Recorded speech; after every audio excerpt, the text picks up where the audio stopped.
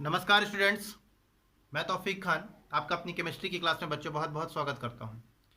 बच्चों, आपको इसी तरह इस चैनल पर लगातार केमिस्ट्री की रोज़ नई नई क्लासेस मिलेंगी और आप उसे बहुत बेहतरीन ढंग से बहुत ही अच्छे तरीके से सीख सकेंगे केमिस्ट्री को। तो आप सभी लोग मेरे चैनल को नए हैं तो उसे सब्सक्राइब कीजिए और साथ ही साथ उसे लाइक करें। चलिए, अब हम लोग रसायन विज्ञान की मूल अवधारणा के अंतर्गत कुछ अच्छे महत्वपूर्ण बिंदु पढ़ेंगे।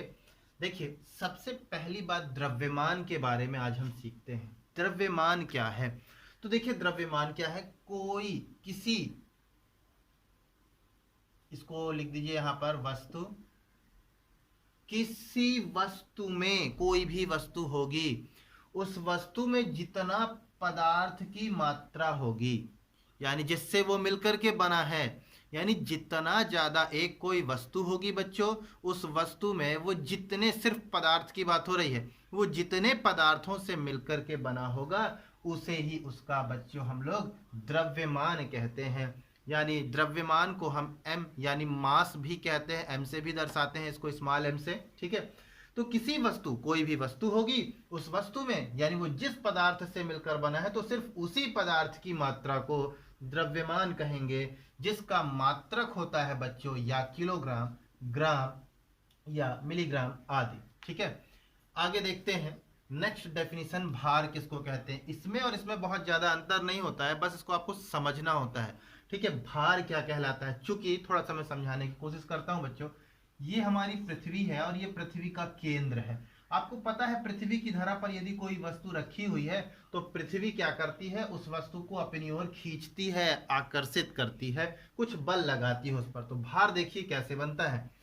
जिस बल के द्वारा या जिस बल से पृथ्वी पृथ्वी किसी वस्तु को अपनी ओर आकर्षित करती है, ठीक है, जिस बल से पृथ्वी किसी वस्तु को अपनी ओर आकर्षित करेगी तो वही उस वस्तु का भार बनेगा या भार कहलाएगा, जिसका मात्रक होता है न्यूटन या किलोग्राम मीटर पर सेकेंड स्क्वायर। आप इसका मात्रक क्या बोलेंगे भार का? या तो न्यूटन बोलेंगे या तो आप बोल सकते हैं किलोग्राम मीटर पर सेकेंड स्क्वायर। ठीक है, तो ध्यान दें इसको कैसे निकालते हैं बच्चों। तो W बराबर, W जिसको वेट कहते हैं, भार निकालना है, वेट इंटू मास इंटू जी, m जिसको मास कहते हैं, द्रव्यमान कहते हैं, यानी जो वस्तु होगी, जो भी हमारी कोई वस्तु होगी, वो वस्तु के पदार्थ की बात करेगा, मास सिर्फ पदार्थ की, एवं साथ ही साथ वो जो पृथ्वी उसको अपनी ओर खींच रही है जिस बल से, उसे जी यानी गुरुत्वीय त्वरण कहते हैं, जिसका मान 9.8 होता है। ठीक है, आगे देखें, नोट आपके लिए इंपॉर्टेंट बात, कोई भी वस्तु का जो द्रव्यमान होता है बच्चों, वो सभी स्थानों पर समान होगा। ये आपको याद रखना है, चाहे पृथ्वी पर चले जाओ चाहे चंद्रमा पर चले जाओ, सभी जगह पर द्रव्यमान यानी जिस वस्तु से मिलकर बना है वस्तु तो उतनी ही होगी, परंतु भार जो है वो स्थानों के बदलने से बदल जाता है, क्योंकि जी का मान हर जगह अलग अलग है। पृथ्वी पर कुछ है, चंद्रमा पर कुछ और है, इसीलिए उस व्यक्ति का भार हर किसी दूसरी जगह पर बदल जाएगा, लेकिन द्रव्यमान जिससे कि वो मिलकर बना है जिस पदार्थ से, वो निश्चित होगा। इसके बाद हम लोग अब आयतन की बात करते हैं। आयतन किसको बोलते हैं? देखें, कोई भी वस्तु को आप ले लीजिए और उस वस्तु को जहां पर भी डाल दीजिए तो वो कुछ स्थान घेरेगी, उसे ही उसका आयतन बोलेंगे। कोई वस्तु जितना स्थान घेरती है उसे उसका आयतन कहते हैं बच्चों। इसका मात्रक मीटर घन या सेंटीमीटर घन, ठीक है, या सेंटीमीटर क्यूब या लीटर, ये इसके मात्रक हो सकते हैं बच्चों।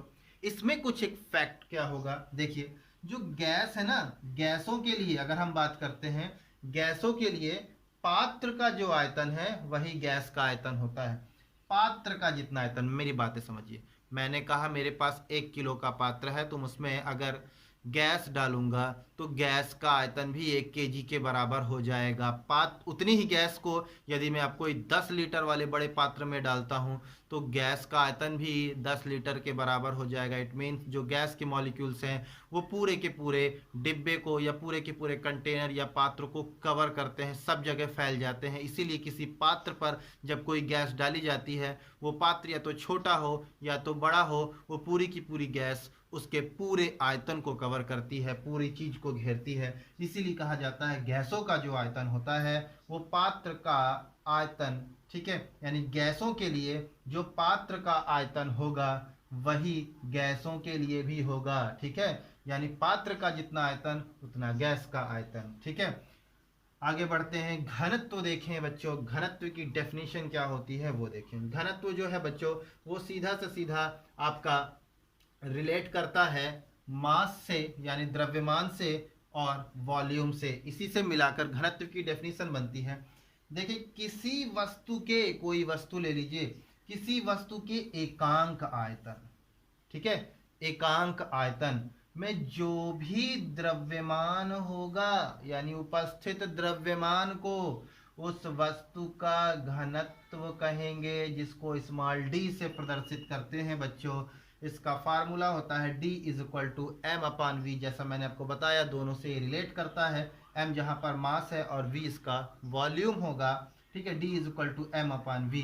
बेटा इसका अगर मात्रक लिखना चाहें तो क्या लिख सकते हैं आप, m में देख सकते हैं आप मास का यानी द्रव्यमान का मात्रक लिखेंगे, आप उपरोक्त में दिया हुआ कुछ भी ले सकते हैं। उसी प्रकार आयतन यानी वॉल्यूम, वॉल्यूम में भी आपको ये जो मात्रक दिया है आप कुछ भी ले सकते हैं। मैंने इसकी जगह पर लिया मात्रक, मान लीजिए मास का मैंने लिया किलोग्राम तो केजी, फिर बटे में वॉल्यूम का आयतन मैं ले लेता हूँ, केजी लिया है ऊपर तो मैं ले लेता हूँ लीटर, तो ये हो गया लीटर। इस प्रकार आप अलग अलग मात्रक भी बना सकते हैं। और उम्मीद है मेरी क्लास आपको समझ में आई होगी। धन्यवाद।